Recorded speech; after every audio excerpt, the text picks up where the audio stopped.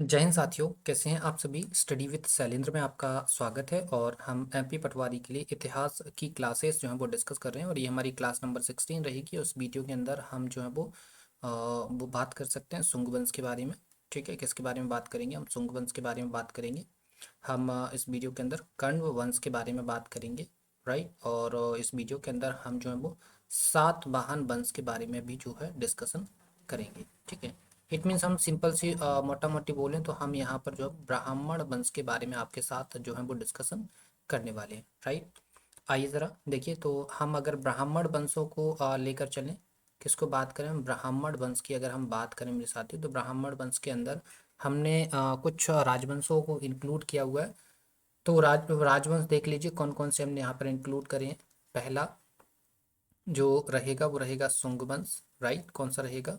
सुंग वंश रहेगा। इसके अलावा सेकंड नंबर पर हम अगर देखें तो सेकंड नंबर पर हमारा जो है वो कण्व वंश रहेगा।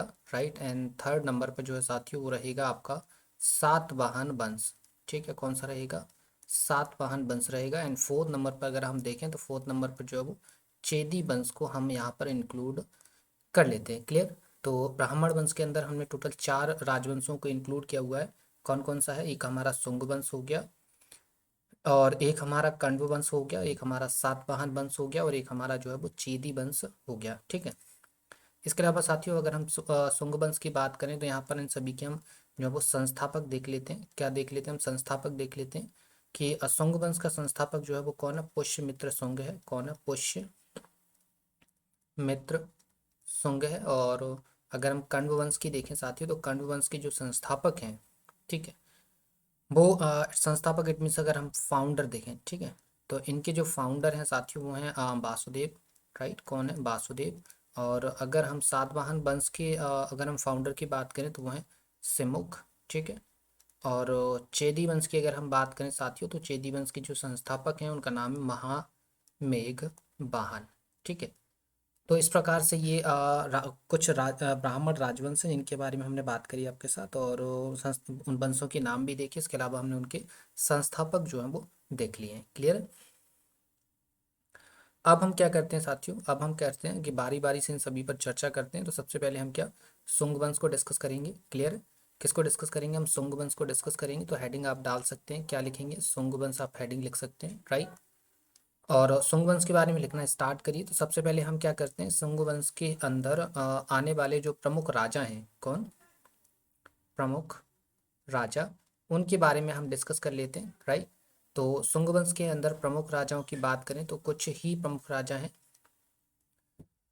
जैसे कि हम बात करें, सबसे पहले बात करते हैं तो सबसे पहले नाम आएगा पुष्यमित्र सुंग का। किसका नाम आएगा?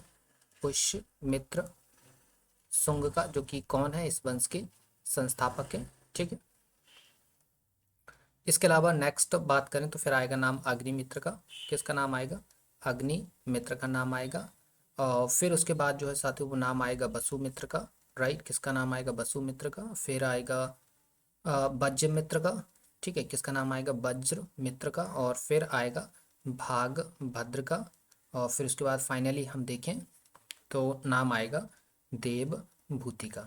ठीक है, ये कोई फिक्स क्रम नहीं है कि इसी क्रम में रहे हैं, बीच में कोई राजा नहीं आया है। राजा आए हैं, नो डाउट राजा आए हैं, लेकिन मेनली हमारा क्या था फोकस, इसीलिए हमने यहाँ पे राजा नहीं लिखे, हमने प्रमुख राजा लिखा हुआ है। तो प्रमुख राजा मतलब जो भी हमारे लिए इंपॉर्टेंट है और जिन पर चर्चा कर सकते हैं, हमने उन्हीं को यहाँ पर जो है वो इंक्लूड कर दिया है। ठीक है, अब देखिए हम यहाँ पर देखा कि पुष्यमित्र शुंग कौन है? पुष्यमित्र शुंग जो है वो इस वंश के संस्थापक हैं। जबकि हम देवभूति की बात करें तो देवभूति जो है वो इस वंश के कौन है? इस वंश के अंतिम राजा हैं। ठीक है, कौन है इस वंश के? इस वंश के अंतिम राजा हैं। राइट, क्लियर है? तो ये 2 पॉइंट्स यहाँ से आपने कंप्लीट कर लिए। आ जाइए ज़रा, अब हम किसके बारे में मेनली डिस्कस कर लेते हैं। अब हम मेन डिस्कस करेंगे किसके बारे में? पहले हम डिस्कस करेंगे किसके बारे में? पुष्यमित्र शुंग के बारे में, और फिर बारी बारी से इन सभी के बारे में हम जो है वो डिस्कस कर लेंगे। क्लियर है? आ जाइए ज़रा, हम किसके बारे में बात करेंगे? हम बात करेंगे पुष्यमित्र शुंग के बारे में। राइट, किसके बारे में बात करेंगे? हम बात करेंगे पुष्यमित्र शुंग के बारे में। तो जरा देख लीजिए पुष्यमित्र शुंग के बारे में। तो पुष्यमित्र शुंग, ये तो पता है आपको कि ये कौन है? शुंग वंश के संस्थापक है। और इन्होंने क्या किया था? इन्होंने 185 बीसी में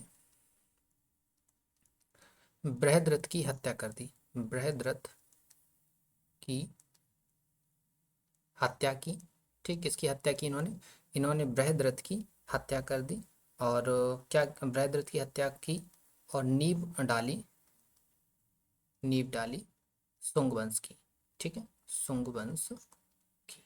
राइट, क्लियर? इतना समझ में आया कि इन्होंने जो है वो 185 बीसी के अंदर बृहद्रथ की हत्या कर दी और सुंग वंश की जो है वो नींव डाल दी, या बोल दीजिए सुंग वंश की जो है वो स्थापना कर दी। ठीक है, आगे देखें। अब बात, अगर आपने प्रीवियस वीडियो को नहीं देखा है तो बता देते हैं कि बृहद्रथ जो है साथियों, ये बृहद्रथ जो है वो अंतिम मुगल सम्राट है। कौन? सॉरी, अंतिम मौर्य सम्राट है। अंतिम मौर्य सम्राट है ये। राइट, ठीक है, क्लियर? ये समझ में आ गया आपको? अब आ जाइए जरा, देखिए, पुष्यमित्र शुंग को जो है वो बौद्धों का उत्पीड़क कहा गया है। क्या कहा गया है? बौद्धों का उत्पीड़क। राइट, ये जो है वो पुष्यमित्र शुंग को बोला गया है। ठीक है, रीजन क्या है कि पुष्यमित्र शुंग ने लगातार जो है वो भागवत धर्म की परिपाटी को ऊपर उठाया है। मतलब यज्ञ की जो परिपाटी है जो लगभग खत्म हो चुकी थी मौर्य साम्राज्य के अंदर। क्या खत्म हो चुका था मौर्य साम्राज्य के अंदर? बौद्ध धर्म वर्चस्व पे था, जिस कारण जो भागवत धर्म में यज्ञ की जो परिपाटी है वो लगभग खत्म हो गई थी। तो पुष्यमित्र शुंग ने क्या किया, उस यज्ञ की परिपाटी को पुनः स्टार्ट किया, जिस कारण ये कहा जाता है कि ये जो है वो बौद्धों का उत्पीड़क था। राइट, अगर हम शुंग वंश के इतिहास की बात करें, शुंग वंश के इतिहास की जानकारी की अगर हम बात करें कि शुंग वंश के इतिहास की जानकारी हमको कहाँ कहाँ से मिल सकती है, तो इसके अगर हम सोर्सेस की बात करें मेरे साथियों, तो सोर्सेस जो हैं वो कौन से हैं? एक तो पुराण ही हो गया, जहाँ से हमको शुंग वंश का इतिहास मिल जाता है। ठीक है, दूसरा हो गया साथियों हर्षचरित। हर्षचरित से भी हमको जो है वो शुंग वंश के बारे में जानकारी मिल जाती है। इसके अलावा महाभाष्य, ये जो महाभाष्य है ना साथियों, ये बहुत ही ज़्यादा इम्पोर्टेंट सोर्स है। ठीक है, क्या है? Important source of Shunga dynasty. ठीक है, ये जो है वो इम्पोर्टेंट सोर्स है शुंग डायनेस्टी का। ठीक है, क्लियर? आपको समझ में आ गया क्यों? क्योंकि ये जो महाभाष्य है ना साथियों, ये किसने लिखे थे? ये महाभाष्य जो है वो किसने लिखे थे? ये लिखे थे पतंजलि जी ने। ठीक है, और पतंजलि हैं कौन? पतंजलि जो है वो योग दर्शन के प्रतिपादक हैं। कौन? योग दर्शन के प्रतिपादक। राइट, ये आपको जानते हैं, ये हम बता चुके हैं आपको कि पतंजलि जो है वो योग दर्शन के प्रतिपादक हैं। ठीक है, और इन्होंने जो है वो महाभाष्य की रचना करी थी। इस वजह से ये महाभाष्य जो है ना, महाभाष्य एक्चुअल में इन्होंने जो है वो शुंग वंश के टाइम पे ही लिखा था। इस कारण कहा जाता है कि ये important source of Shunga dynasty है। Right, clear? चलिए, आ जाइए ज़रा, देखिए, इसको जो है ना पुष्यमित्र शुंग को बेशक बौद्धों का उत्पीड़क कहा गया है, लेकिन इन्होंने ऐसा नहीं है कि बौद्ध धर्म के लिए काम ना किया हो। इन्होंने बौद्ध धर्म के लिए काम किया है। आप देखेंगे कि इन्होंने जो है वो भरत में स्तूप का निर्माण करवाया। भरत में स्तूप का निर्माण। ठीक है, भरत में स्तूप का निर्माण करवाया। अब ये जो भरत है ना साथियों, ये पड़ता कहाँ है? जरा देखिए, ये जो भरत है ना, ये भरत पड़ता है सतना के अंदर। कहाँ पड़ता है? सतना, एमपी में। ठीक है, सतना एमपी के अंदर जो है वो भरत पड़ता है। और इस भरत स्तूप स्तूप की अगर हम खोज की बात करें, किसकी बात करें? इसकी खोज की बात करें कि भरत स्तूप की खोज किसने करी थी, तो भरत स्तूप की जो खोज है ना, वो अलेक्जेंडर कनिंघम ने करी थी। तो आप लिख सकते हैं 1873 में इन्होंने खोज करी थी। और किसने करी थी? अलेक्जेंडर कनिंघम ने। राइट, किसने करी थी मेरे साथियों? अलेक्जेंडर कनिंघम ने जो है वो भरत स्तूप की खोज करी थी। इसके अलावा इन्होंने जो है ना पुष्यमित्र शुंग जी ने जो है अशोक ने, आपको पता है, सांची का स्तूप बनवाया था, लेकिन सांची के स्तूप में उन्होंने जो है वो लकड़ी की वेदिका बनवाई थी। तो इन्होंने जो है वो लकड़ी की वेदिका के स्थान पर पत्थर की वेदिका का निर्माण करवा दिया था। ठीक है, तो लिखिए, सांची के महास्तूप की लकड़ी की वेदिका के स्थान पर पत्थर की वेदिका का निर्माण करवाया। राइट, क्या करवाया? पत्थर की वेदिका का निर्माण जो है वो इन्होंने करवाया। ठीक है, इसके अलावा 2 बार अश्वमेध यज्ञ भी करवाया इन्होंने, 2 बार अश्वमेध यज्ञ करवाया। ठीक है, इसी कारण, इस यज्ञ के कारण ही कहा गया है कि इन्होंने जो है वो बौद्धों को उत्पीड़ित किया है। एक्चुअल में ऐसा है कुछ नहीं, इन्होंने जो है वो ब्राह्मण धर्म को या बोल सकते भागवत धर्म को ऊपर उठाया और बौद्ध धर्म को थोड़ा सा नीचे किया। मतलब इन्होंने प्रमोट किया भागवत धर्म को, और मौर्यों ने प्रमोट किया जैन धर्म और बौद्ध धर्म को। राइट, चलिए इसके अलावा नेक्स्ट पॉइंट लिखिए। लिखिए 36 वर्षों तक शासन किया। कितने वर्षों तक शासन किया? 36 वर्षों तक शासन किया, और 2 बार यवनों से युद्ध किया। युद्ध किया। राइट, सो ये हमारा जो होता है, ये हमारा पुष्यमित्र शुंग के बारे में थोड़ी सी जानकारी थी, जो उम्मीद है आपको समझ में आ गई होगी। ठीक है, तो इस बारे में इसमें आपको सिर्फ इतना सा ही पॉइंट जो है वो याद रखना है। अब हम जो है, हमने देखा था कि पुष्यमित्र सिंह के बाद हमारा अग्निमित्र आ जाता है। तो नेक्स्ट हम अग्निमित्र के बारे में बात करते हैं। किसके बारे में बात कर लेते हैं? अग्निमित्र के बारे में बात कर ले। तो अग्निमित्र के बारे में ज़्यादा कुछ याद रखना नहीं है। अग्निमित्र के बारे में सिर्फ एक ग्रंथ याद रखना है। ग्रंथ का नाम होगा क्या? मालविकाग्निमित्र। मालविकाग्निमित्र,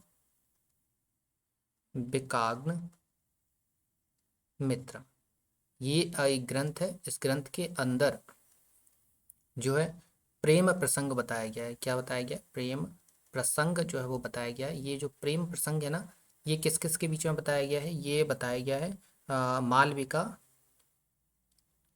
मालविका और अग्निमित्र के मध्य। किसके मध्य ये प्रेम प्रसंग दिखाया गया है? ये प्रेम प्रसंग जो है ना साथियों, ये मालविका और अग्निमित्र के बीच में दिखाया गया है। और ये जो ग्रंथ है ना, ये इसकी जो रचना है, इसकी रचना करी है कालिदास ने। किसने करी है? इसकी रचना करी है कालिदास जी ने। ठीक है, क्लियर? सो ये हमारा अग्निमित्र हो जाता है, बस इतना सा याद रखना है। इसके बाद नेक्स्ट आप भागभद्र के बारे में देख लीजिए। किसके बारे में? भागभद्र के बारे में आप थोड़ा सा देख लीजिए। राइट, अब देखिए साथियों, भागभद्र के दरबार में एक राजदूत आया था। राजदूत, उस राजदूत का नाम जो है वो हेलिडोरस है। ठीक है, हेलियोडोरस। ठीक है, ये हेलियोडोरस के बारे में थोड़ा सा पॉइंट्स लिखिए। पहला पॉइंट आप यहाँ देखेंगे तो ये आंतियोकस का राजदूत था। किसका? आंतियोकस का राजदूत। राइट, किसका राजदूत है? आंतियोकस का राजदूत है। सेकंड, इसके बारे में हेलिडोरस के बारे में लिखिए। भागवत धर्म को अपनाया। भागवत धर्म को अपनाया। राइट, एंड थर्ड पॉइंट लिखिए, विदिशा में गरुड़ ध्वज की स्थापना करवाई। गरुड़ ध्वज की स्थापना करवाई। राइट, ये हेलिडोरस के बारे में आपको जो है वो याद रखना है। क्लियर? ये राजदूत किसका था? अंत्योकस का था। और किसके दरबार में आया था? ये आया था भागभद्र के दरबार में। ठीक है, और ये भागवत के दरबार में आया, भारत आया। भारत आके आने के बाद ये भागवत धर्म से इतना प्रभावित हुआ कि इसने भागवत धर्म को अपना भी लिया, और प्लस में विदिशा के अंदर गरुड़ ध्वज की स्थापना भी इसने करवा दी। ठीक है, तो ये हो गया। इसके बाद हम थोड़ा सा आगे चलें और लास्ट में बात करें। तो देखिए, हम बात करते हैं अंतिम सम्राट की। ठीक है, अंतिम सम्राट किसका? सुंग वंश का। ठीक है, सुंग वंश का। तो देखिए, सुंग वंश का जो अंतिम सम्राट है साथियों, उनका नाम है देवभूति। ठीक है, क्या नाम है उनका? उनका नाम है देवभूति। राइट, और देवभूति की जो है साथियों, ये इनकी जो है वो हत्या कर दी गई। क्या कर दी गई? हत्या कर दी गई। और हत्या किसके द्वारा करी गई? हत्या करी गई इनकी वासुदेव के द्वारा। हत्या किसके द्वारा करी गई इनकी? हत्या करी गई है इनकी वासुदेव के द्वारा, राइट। और कब करी गई है इनकी हत्या? इनकी हत्या करी गई है 73 बीसी के अंदर, ठीक है। 73 बीसी के अंदर वासुदेव जो है वो इनकी हत्या कर देते हैं, राइट, ठीक है। अब वासुदेव एक नए धर्म की स्थापना करते हैं। धर्म की स्थापना करते हैं मतलब ये संस्थापक बन जाते हैं। किसके संस्थापक बन जाते हैं? कण्व वंश के, ठीक है। कण्व वंश के संस्थापक कौन है? कण्व वंश के संस्थापक हो गए वासुदेव। और इसके बाद अलावा इसके हम अंतिम सम्राट की बात कर लेते हैं। अंतिम सम्राट, ठीक है, क्योंकि कण्व वंश से कोई ज़्यादा प्रश्न पूछे नहीं जाते हैं। तो कण्व वंश में अंतिम सम्राट कौन है? अंतिम सम्राट है इनकी सुशर्मा। कौन है मेरे साथियों? सुशर्मा जो है इसके अंतिम सम्राट होंगे किसके? कण्व वंश के, ठीक है, क्लियर। तो हमारा ये हमने जो है दो राजवंशों के बारे में जान लिया। हमने किस किस के बारे में जान लिया है? हमने जान लिया है शुंग वंश के बारे में, हमने जान लिया है कण्व वंश के बारे में। कण्व वंश के बारे में ज़्यादा प्रश्न पूछे नहीं जाते हैं, तो हमने सिर्फ 2 लाइन के अंदर ही इसको खत्म कर दिया, ठीक है, क्लियर। तो अब हम आ जाते हैं किसके पे? अब हम बात करते हैं सातवाहन वंश के बारे में, राइट। किसके बारे में बात करते हैं? हम बात करते हैं सातवाहन वंश के बारे में, राइट, ठीक है। तो अब देखिए साथियों, हम सातवाहन वंश में सबसे पहले प्रमुख राजाओं के बारे में डिस्कस कर लेते हैं। किसके बारे में डिस्कस कर लेते हैं? प्रमुख राजा, राइट। प्रमुख राजा कौन कौन है इसके, उनके बारे में देख लेते हैं। तो देखिए सबसे पहले आएगा नाम सिमुक का, ठीक है। सिमुक कौन? इस वंश के फाउंडर हैं, संस्थापक हैं, ठीक है। सेकंड आएंगे सातकर्णी प्रथम, सातकर्णी प्रथम, ठीक है। थर्ड नंबर पे आएंगे हाल। फोर्थ नंबर पे आएंगे गौतमी पुत्र सातकर्णी, राइट। फिफ्थ नंबर पे हम देखें तो फिफ्थ नंबर पे आएंगे वशिष्ठी पुत्र। कौन आएंगे? वशिष्ठी पुत्र। और फिर आएंगे हमारे यज्ञश्री सातकर्णी, राइट। कौन आएंगे? यज्ञश्री सातकर्णी, ठीक है, क्लियर। इसमें अगर हम बात करें साथियों किसकी, ये कुछ प्रमुख राजा हैं। ये सिस्टमेटिक नहीं है कि इनके बीच में कोई राजा नहीं आया है, राजा आए हैं, लेकिन हमने सिर्फ प्रमुख राजाओं की बात करी है जिनके बारे में हम डिस्कशन कर सकते हैं, ठीक है, जिनके बारे में प्रश्न अक्सर एग्जाम्स के अंदर पूछे जाते हैं। अगर हम सिमुक की बात करें साथियों, तो सिमुक कौन है? सिमुक जो है वो संस्थापक है। कौन है? सिमुक जो है वो संस्थापक है किसका? सातवाहन वंश का, ठीक है। तो सबसे पहले हम क्या करते हैं, थोड़ी सी आगे पॉइंट बात करें। तो ये तो आपको पता ही चल गया है कि क्या हुआ है कि सिमुक ने जो है वो किसकी क्या कर दिया? सिमुक ने जो है वो सातवाहन वंश की स्थापना कर दी है। लेकिन इसने क्या क्या? इसने हत्या करी है। हत्या किसकी करी है? इसने हत्या करी है किसकी? सुशर्मा की, राइट। किसकी करी है इसने हत्या? इसने हत्या करी है सुशर्मा की, ठीक है। किसकी हत्या करी मेरे साथियों? इसने हत्या करी है सुशर्मा की, ठीक है। समझ में आ गया? अब ये सुशर्मा कौन है, बात तो ये भी आती है। तो अभी आपने देखा था सुशर्मा कौन है, अभी आपने क्या देखा? तो देखिए पीछे दे चलिए, ये देखिए सुशर्मा कौन है। सुशर्मा जो है वो अंतिम सम्राट है किसका? कांडव वंश का, राइट। तो यहाँ देखिए इसने क्या किया, सिमुक ने सुशर्मा की हत्या कर दी। वो हत्या कब करी है? हत्या करी है 60 बीसी में, ठीक है। हत्या किसकी करी है? सिमुक ने। सिमुक ने हत्या करी है सुशर्मा की और स्थापना कर दी किसकी? सातवाहन वंश की, ठीक है। आगे आइए ज़रा। इसके बाद हम इसकी अगर राजधानी की बात करें साथियों, तो इसकी जो राजधानी है वो अक्सर एग्जाम्स के अंदर पूछी जाती है, तो आप उसको याद रखिएगा। इसकी राजधानी है प्रतिष्ठान, ठीक है, जो कि पड़ती है कहाँ पर? जो कि पड़ती है औरंगाबाद के अंदर, ठीक है, औरंगाबाद के अंदर, क्लियर है, याद रख पाएंगे, ठीक है।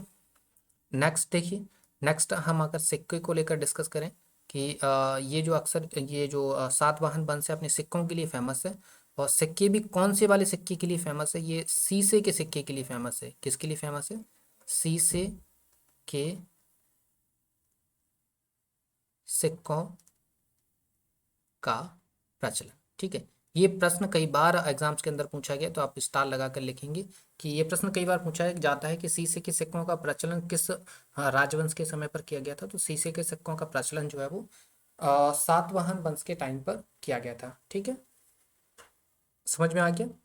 इसके अलावा ऐसा नहीं है कि इन्होंने जो केवल शीशे के सिक्के ही चलाए हों, अन्य सिक्के ना चलाए हों, अन्य भी चलाए हैं। जैसे इन्होंने जो है वो चांदी के सिक्के भी चलाए हैं, इन्होंने तांबे के सिक्के भी चलाए हैं, इन्होंने जो है वो कांसे के सिक्के भी चलाए हैं। ठीक है,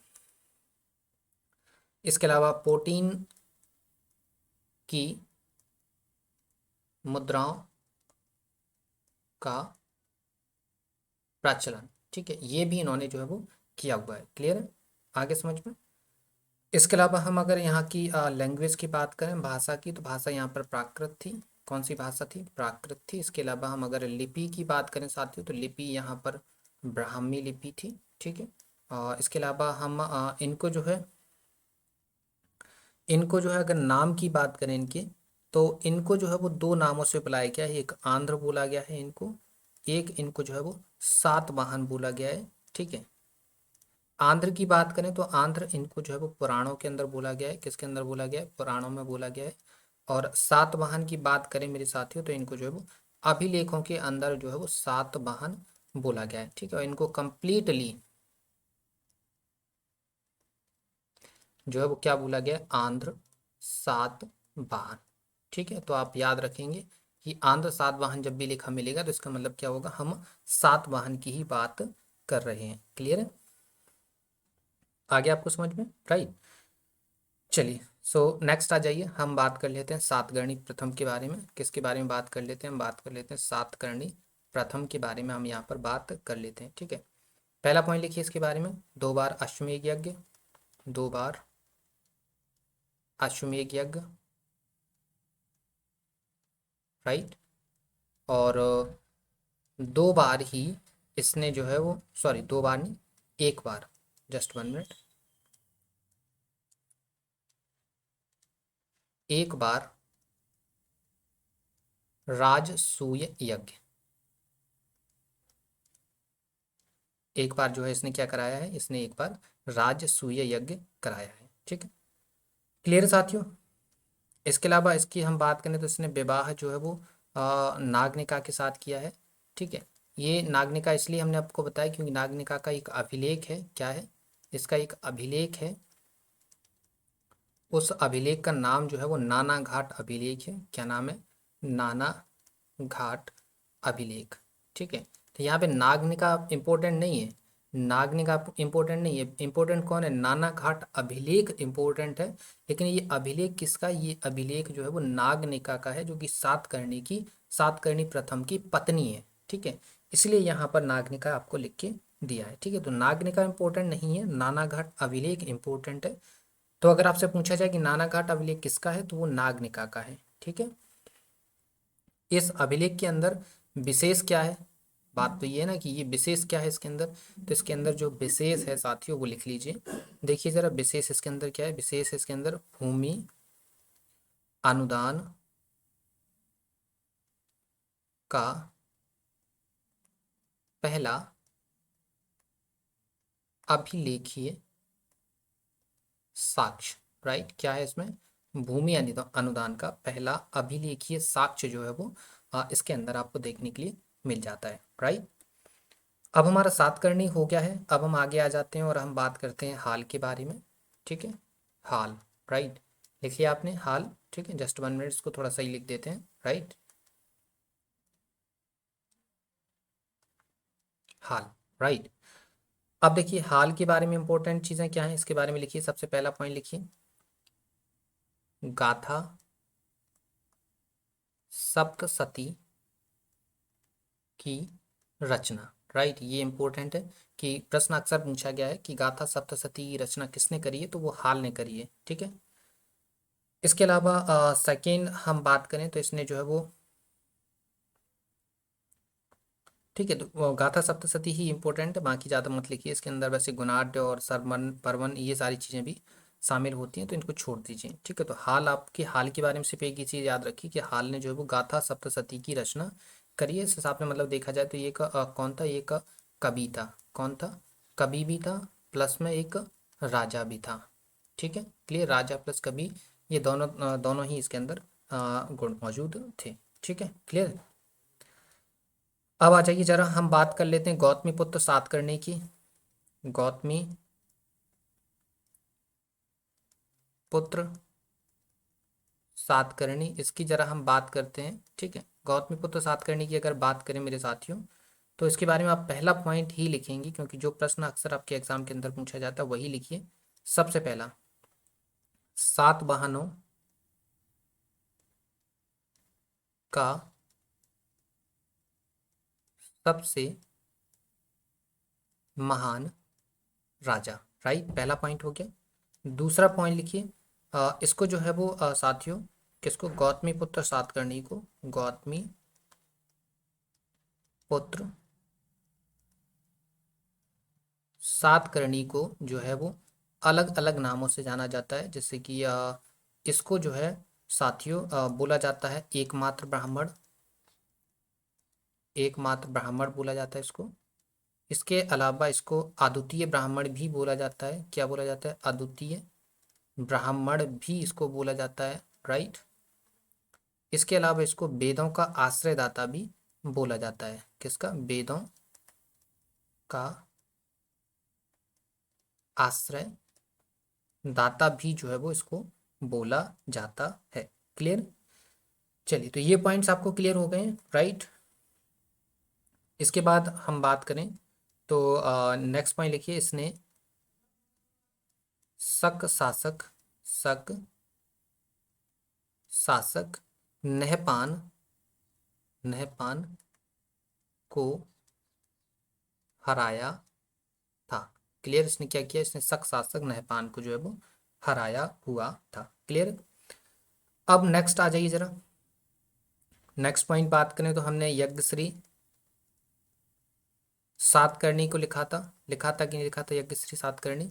यज्ञश्री सातकर्णी के बारे में आपको बता दें कि सातवाहनों का ये जो है वो अंतिम शक्तिशाली शासक है। ठीक है, इसके बारे में जरा देखिए, इसके बारे में पहला पॉइंट लिखिए, सातवाहनों का, सातवाहनों का अंतिम शक्तिशाली शासक।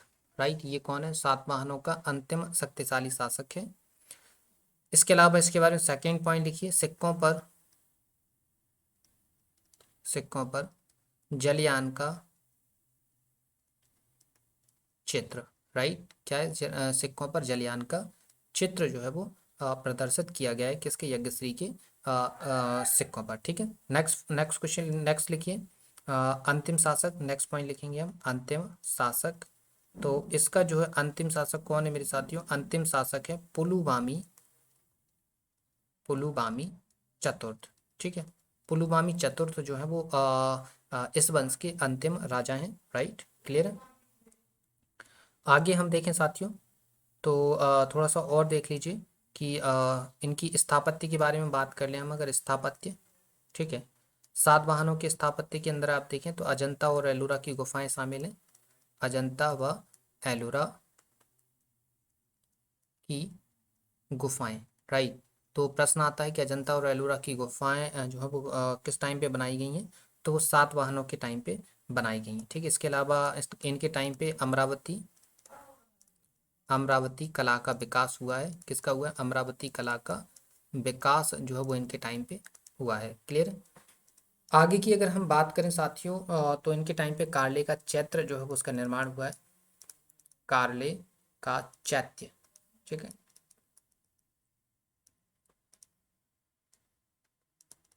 कार्ले का चैत्य। ठीक है, तो ये हो गया। राइट, इसके अलावा नोट आप लिखेंगे, नोट, नोट लिखिए कि सातवाहनों ने, सातवाहनों ने उत्तर व दक्षिण के मध्य एक सेतु का काम किया, एक सेतु का काम किया। राइट, क्या किया इन्होंने, एक सेतु का काम किया हुआ है। ठीक है, तो ये नोट आप याद रखेंगे। ये नोट कई बार एग्जाम्स में पूछा गया, इसलिए आपको एक तरीके से ये क्वेश्चन ही है, आपका नोट्स में आपको बता दिया गया है। ठीक है, क्लियर। चलिए, तो अब हम क्या करते हैं, हम लास्ट में आ जाते हैं, हम थोड़ा सा चेदी वंश के बारे में भी डिस्कस कर लेते हैं। किसके बारे में? चेदी वंश के बारे में डिस्कस कर लेते हैं। ठीक है, चेदी वंश के बारे में ज़्यादा कुछ जानना नहीं है। इसके संस्थापक कौन है? संस्थापक है इसके महामेघ वाहन, महामेघ वाहन इसके संस्थापक हैं। ठीक है, इसके अलावा हम बात करें तो सबसे प्रतापी शासक की बात करें, सबसे प्रतापी शासक अगर हम बात करें तो सबसे प्रतापी शासक जो है वो खारवेल है। कौन है सबसे प्रतापी शासक? खारवेल है, राइट। सबसे प्रतापी शासक कौन है? खारवेल है। ठीक है, खारवेल के बारे में अगर देखें तो इसका एक अभिलेख जो है वो फेमस है। कौन सा है? हाथी गुम्फा अभिलेख। हाथी गुम्फा अभिलेख जो कि किसका है? जो कि खारवेल का अभिलेख है, राइट। ठीक है, इसके अलावा हम खारवेल की बात करें तो ये जो है वो जैन धर्म का अनुयायी था। क्या था? जैन धर्म का अनुयायी था, राइट। लिख लिया आपने। इसके अलावा थर्ड पॉइंट लिखेंगे, लिखिए उदयगिरी में, उदयगिरी में जैन मुनियों के लिए, जैन मुनियों के लिए गुफाओं का निर्माण, गुफाओं का निर्माण करवाया, राइट। क्या करवाया इन्होंने? इन्होंने जो है वो जैन मुनि उदयगिरी की पहाड़ियों में जैन मुनियों के लिए इसने जो है गुफाओं का निर्माण करवाया हुआ था।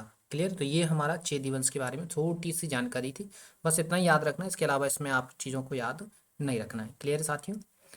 तो ये हमारा चेदी वंश खत्म हो गया। चेदी वंश के बारे में आपने क्या देखा कि ये इसका जो संस्थापक है वो कौन है? महामेघ वाहन जी जो है वो इसके संस्थापक हैं। और इसके प्रतापी राजा की बात करें तो वो कौन है? खारवेल हैं।